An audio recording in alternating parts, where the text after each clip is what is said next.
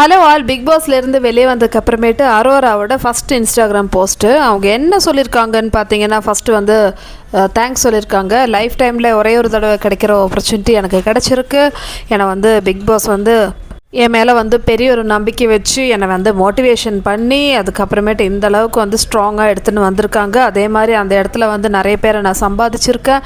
எல்லாரோட தங்கப்புள்ள நான் தான் அப்படின்னு சொல்லிட்டு அவங்கள பற்றியே வந்து அவங்களா வந்து பெருசாக பெருமையாக வந்து சொல்லியிருக்காங்க. அதுக்கப்புறமேட்டு என்னை நம்பாதவங்களும் கீழே இறக்க ட்ரை பண்ணுறவங்களுக்கும் என்கிட்ட ஒரே ஒரு ரிப்ளை தான் வந்து இருக்குது. என்னென்னா, நீங்கள் யாருடா பிஸ்கோத்து? நான் வந்து இதெல்லாம் வந்து கண்டுக்கவே மாட்டேன். எனக்கு நெகட்டிவ் கமெண்ட்ஸ்லாம் வந்து எனக்கு ஒரு பிரச்சனை இல்லைன்னு சொல்கிறாங்க.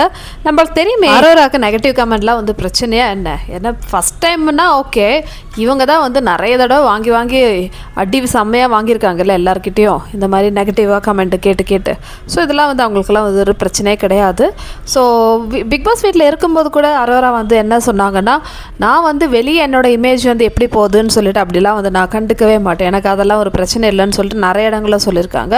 இப்போ நிறைய பேர் கேமராக்காக நடிக்கலாம், ஆனால் நான்லாம் நடிக்க மாட்டேன். நான் எப்படி வெளியே இருக்கணும் அதே மாதிரி தான் உள்ளே. என்னோடய இமேஜ் எப்படி வெளியே போர்ட்ரேட் ஆகுது அதெல்லாம் வந்து நான் கண்டுக்கவே மாட்டேன். எனக்கு அதெல்லாம் ஒரு பிரச்சனையே கிடையாது. என்னை வந்து கழுவி ஊற்றுறவங்களுக்கும் என்னை கீழே இறக்க ட்ரை பண்ணுறவங்களுக்கும் ஒரே ஒரு பதில் தான் நான் சொல்ல விரும்புகிறேன்.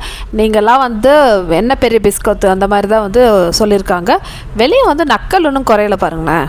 ஏன்னா இவங்களுக்கு வந்து இமேஜ் பற்றி பிரச்சனை இருந்தால் அவங்க வந்து அவங்களோட சோஷியல் மீடியாவில் வந்து என்னெல்லாம் போஸ்ட் போட்டிருப்பாங்க. ஸோ இமேஜ் கான்ஷியஸ்லாம் கிடையாது. அரோரா வந்து ஜஸ்ட் கோ வித் ஃப்ளோ அந்த மாதிரி. பிக் பாஸ் வீட்டில் நான் வந்து நிறைய நண்பர்களை சம்பாதிச்சிருக்கேன், எனக்கு அது போதும், எனக்கு ஹேட்டர்ஸ்லாம் வந்து பிரச்சனை இல்லைன்னு சொல்கிறாங்க. நண்பர்கள்னால் வந்து இப்போது திவ்யா, ஏன்னா திவ்யாக்கெலாம் வந்து அரோரா ரொம்ப கம்மி ஆளுங்க தான் வந்து எனக்கு தெரிஞ்சு திவ்யாவுக்கு விஷ் பண்ணது. அதில் வந்து அரோரா, ஆதிரை, கனி, அதுக்கப்புறம் வினோத் விஷ் பண்ணியிருக்காரு.